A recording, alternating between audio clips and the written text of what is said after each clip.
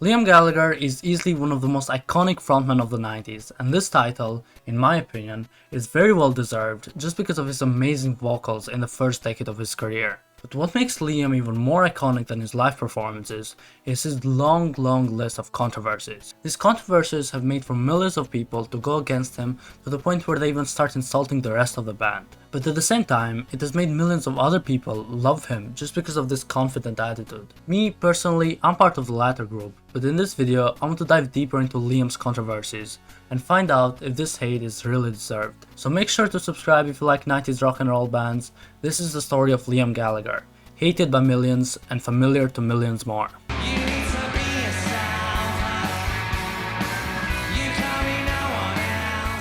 I want to start off this video by saying that Liam is a controversial figure. I get that not everyone in the world hates him, but I titled this video because it's YouTube. The purpose of this video is to understand Liam's character and the reason why he does everything he does. But before I get into that, let's start with a list of things Liam has said or done to piss people off throughout the years. Starting off with his very first controversy, the bar fight in the ferry to the Netherlands. In 1994, Oasis started their first European tour after getting signed to Creation Records by Alan McGee. On the first day of this tour, without the band even landing in the Netherlands, Liam and the rest of the band got into a bar fight in the ferry and got deported out of the country. I'm pretty sure this fight made it to the British newspapers and it brought some attention to the band, even though McGee and Noel were pissed off. So since his early days, Liam knew how to get into trouble and bring attention to himself. Because of this bar fight and the band messing up their EU tour, Noel got genuinely mad at him, but Liam just wrote it off as being a rock and roll star. You can hear them screaming at each other about this in a 1994 interview with the NME. These lot think it's rock and roll to get thrown off a ferry. No, don't. To get shut up. These lot think it's rock and roll to get thrown. Shut the fuck up, man. These lot think. And we're gonna have to say this. Fat, are you gonna shut up? This interview got released as a 14-minute single in November of 1995 under the name Oasis without the I, and it reached number 52 on the UK singles chart. Just goes to show how massive Oasis was in the 90s. But their biggest controversy would come in 1995 with the Battle of Britpop. We all know the story. Both Blur and Oasis released a single for their upcoming album at the same time, and the media blew it up as the biggest band rivalry they had seen in decades, causing both of them to make millions of dollars. Some people say that this was all planned by their managers to get them attention and they knew what they were doing this whole time.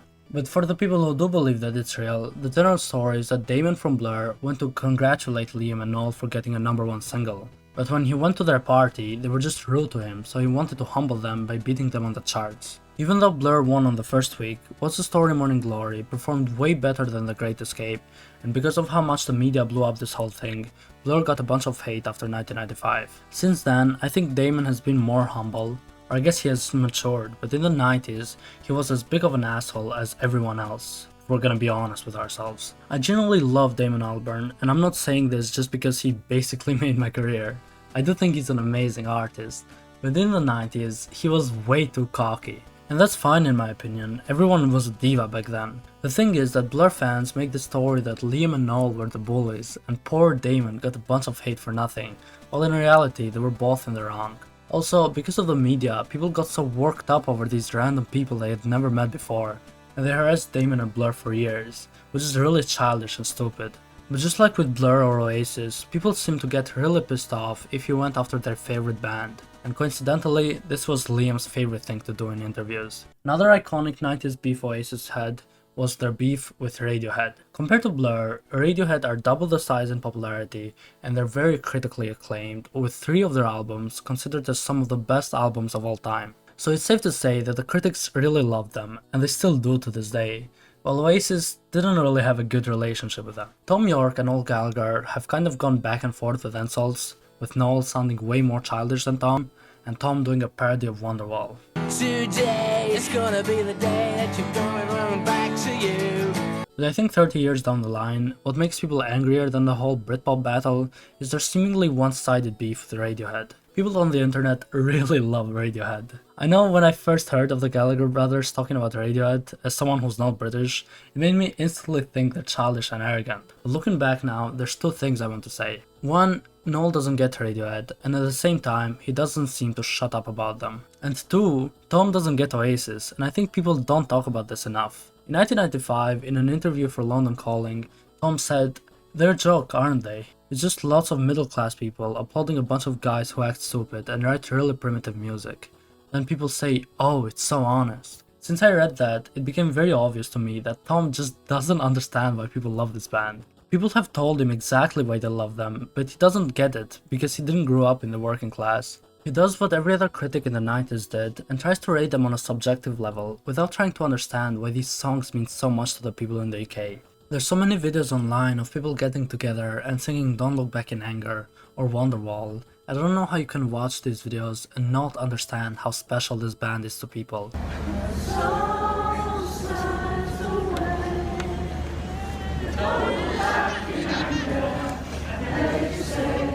There's obviously something there, and the critics just don't get it. Anyways, in this whole beef, Liam doesn't really seem to care that much and just starts insulting their fans like he does with everything, which to me is really funny. He said for Music Radar, I've mellowed, but not in the sense of liking Radiohead or Coldplay. I don't hate them, I don't wish they had accidents. I think their fans are boring and ugly and they don't look like they're having a good time. He also talked about the King of Limbs in 2011 by saying, I heard that Radiohead record and I just go, what? I like to think that what we do well. Them writing a song about a tree? Give me a break. 1,000-year-old tree? Go yourself. So in this whole beef, Liam is just typical Liam. Also, I think he liked Karma Police. Okay, I don't have time to go through all the other stuff in detail like these two I mentioned, but here's a series of things Liam has said about other bands and artists. He got into some trouble with Paul McCartney because Noel was saying that Oasis were gonna be bigger than the Beatles. For anyone, like I know that you badmouthed Oasis. You said they're horrible. You know what? Did I? No, I was asked. The trouble is everyone, because they're so Beatley, people say, what do you think about Oasis? Right. And I got fed up of being asked. I started off saying, they're okay. Hey, I wish them good luck. They're young guys. It's difficult out there. I wish anyone guys, just trying to help kind of thing. But then they started to badmouth us and stuff. Badmouth the Beatles? Yeah. They started to say, we're much better, man. Yeah. So that got to you. Yeah, sure, But I'm pretty sure it was all a misunderstanding because Oasis, or at least Liam, idolizes the Beatles. Here's Liam on Paul McCartney. The last time was at the Royal Albert Hall. He goes, why are you always in a rush? Sit down, sit down. I sit down and he goes, do you like margaritas? I said, yeah, but I had something before I come out. I don't eat at this time of night. He said, they're fucking drinks, you stupid prick. I thought he was offering me pizza. There's other pictures of Noel and Liam with him, and I don't think this beef was really serious since the Beatles are the one band Liam would never speak ill of. Despite that, he did get into trouble with George Harrison. George said that Liam wasn't really needed in the band since Noel can sing as well, which is really funny because people have said similar things about him and the Beatles. The one who writes the songs, he can sing them just as well.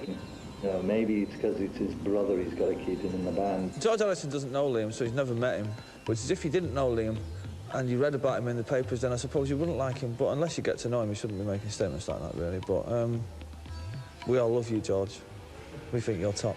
Liam obviously got hurt because of this, and we got two iconic clips from one interview. I still love the Beatles and I still love George Harrison as a songwriter in the Beatles, but as a person, I think he's a fucking nipple. And if you're watching it, nipple. But he's a silly one because he reads the press.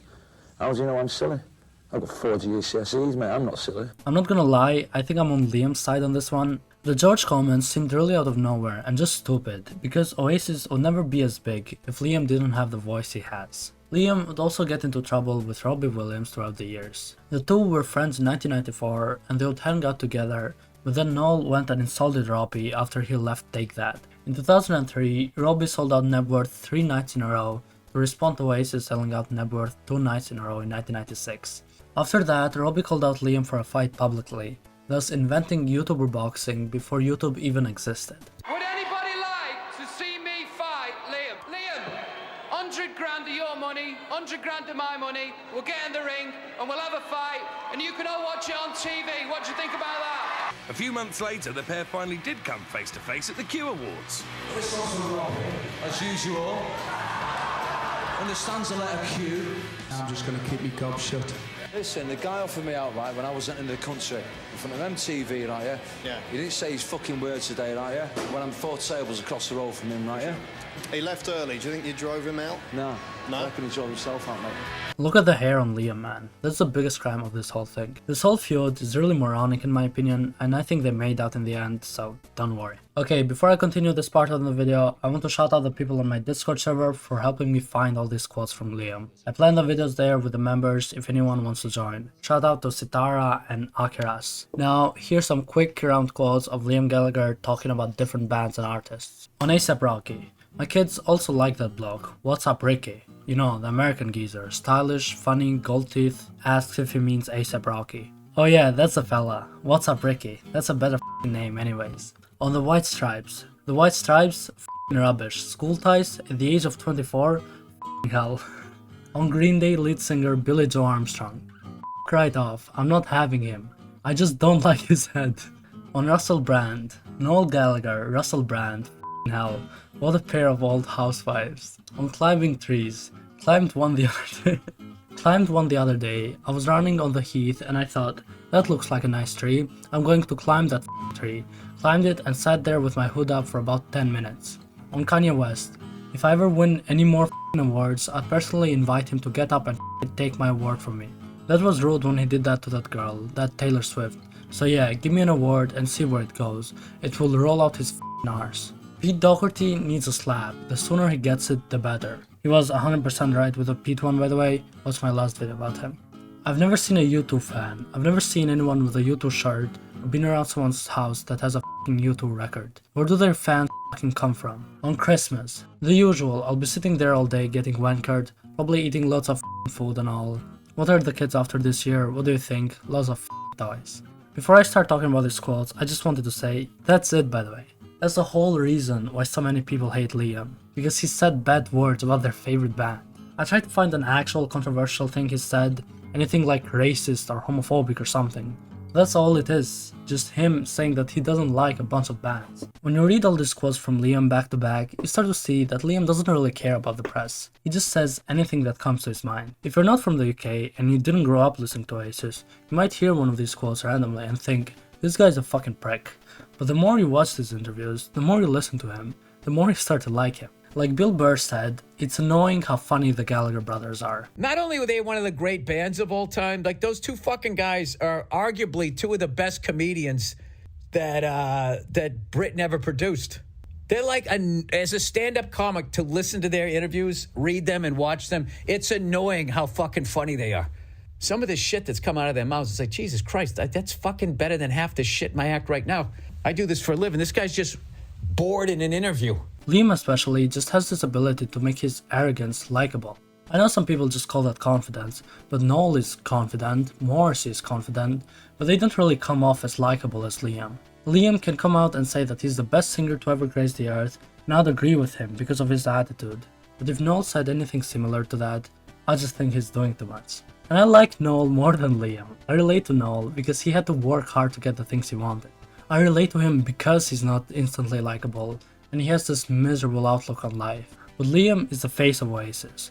This attitude he has is what made so many people get obsessed with Oasis. Instead of coming off as arrogant, he comes off as genuine because you can tell that he really doesn't care about the press. While everyone else is media trained and is careful with what they say, Liam just says what comes to his mind and people love him for that. There was this cocky, laddish culture back in the 90s, which started with the Stone Roses. Ian Brown was Liam Gallagher before Liam Gallagher. He didn't care about the press and just knew that his music was gonna be loved by the people. Liam has been very public with his love about the Roses, and they were the main reason why he even got into music. When he saw Ian Brown on stage, he finally felt seen. Finally found a band that talked about the things he goes through, that acts and talks just like him. So from then on, Liam just says whatever comes to his mind in his interviews, and people resonate with that. Yeah, sure it sounds cocky, but I'd be cocky too if I was the lead singer of Oasis and 5% of the UK population signed up to see me sing live. That's what makes Liam so likable, because he responds to these situations just like the average person would. I don't know if that changed the mind of any of you guys, but my pro tip is this. If Liam Gallagher talks shit about your band, just ignore it, because there's no band on earth he hasn't talked shit about. I think his biggest controversy is his feud with his brother, which I deliberately left for the end. The two have reunited now, but I really don't like how they made their messy relationship so public. Maybe if they actually talked to each other, we wouldn't need to wait 15 years for them to reunite. I think both the brothers are at fault for that. They're back now though, starting off really nicely with them and Ticketmaster basically scamming their UK fans. I think personally that's the thing people should get more mad about, not him saying that he doesn't like Tom York. But I don't really know how ticket pricing works and who to blame exactly for all of that. What I do know is that they didn't pull that shit off in the US because the demand isn't as high as back home. Okay, I know I'm being a little annoying with this, but before I get into my final thoughts about Liam, just quickly wanted to tell you that some of the music you've been listening to in the background of this video was made by my friend Ben, for free. Instead of promoting himself or his Instagram page or whatever, he wanted me to shout out King Tut's open mic in Glasgow. So go check it out if you live in Glasgow, amazing place, really good music, and thanks to Ben. Let me know what you guys think of Liam Gallagher in the comments. I hope I didn't come off as a suck up for like 10 minutes, but I probably did. I was trying to talk more about why I like Liam personally, and why I don't think these controversies are so bad. From my perspective, this is the reason for Liam's popularity. There was a documentary in 2019 which talked about his life after Oasis, and it was good, but it was just trying to make you feel bad for him. I don't think people like Liam Gallagher because they feel bad for him. They like him because he's a godlike genius. That's all I had to say about Liam. More Oasis videos coming soon probably. Subscribe, check out the Patreon, Discord. Goodbye.